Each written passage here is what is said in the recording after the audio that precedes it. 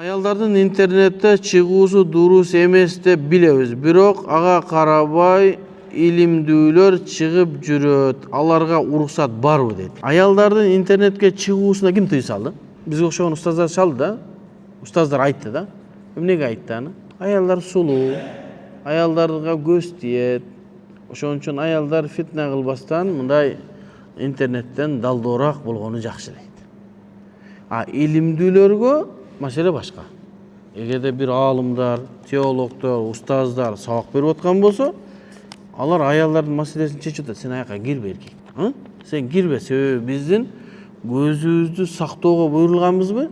Буйрулганбыз, уяттуу нерселерди карабашыбыз керекпи? Карабашыбыз керек. Аялдардын сабагы чыгып атат, өткөрбөй, болду, караба. Эмнеге карап атасың аны? Карабаш керек. Ал аялдар, кээ бирки илимдүү устаздар бар, сени кыжалат кылып коет. Эркектерди кыжалат кылып койгон аялдар бар. 20 жыл, 30 жыл окуган аялдар бар. Анча мынча дамлаларын кыжалат кылат. Сен аялдардын маселесин сен чече албайсың, алар чечет. Анан кээде чыгып, анча мынча сабак кылат болсо, кээде радиого чыгып калат, кээде бир интервью берип калат, же болбосо подкастка чыгып калат. Ошол жерден көптөгөн аялдар көрөт, себеби аялдар бизде үйдө отуруш керек да. Аялдар бизде үйдө отуруш керек. Күйөөсүнүн кызматын кылыш керек, анын тамагын кылат, чайын берет. Алар мындай силердей болуп, мындай мажлистерге келип сабак алуу кыйын аларга. Аларга ошо подкаст, интервьюлардан сабак алышат алар. Анан кийин онлайн сабактар бар өзлөрүнүн. Ошентип отуруп, күйөөсүнө тамак кылып атып, телефонун коюп, сабак көрөт. Ал аялдарга кылынган сабакка эркектер көзүн салбаш керек. Андан кийин дагы бизде ислам тарыхында илимдүү аялдар болгон да, кадимгидей сабак берген. Айша энебиз кадимгидей фатва берген.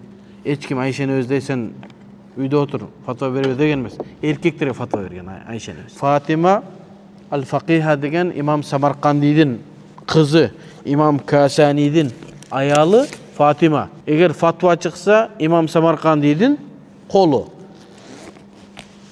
фатвага. Кызы Фатиманын колу, күйөө баласы имам Касанидин колу менен маселе чыккан. Азыр 70 томдукпу, 80 томдук азыр мен унутуп атам. Китеп чыкты. Жалаң аалым аялдардын өмүр баяны жазылган. Ошого калп эле көр таквалык кыла бербей, аялдар өзлөрүнө сабак кылып атат, аяка аралашпагыла.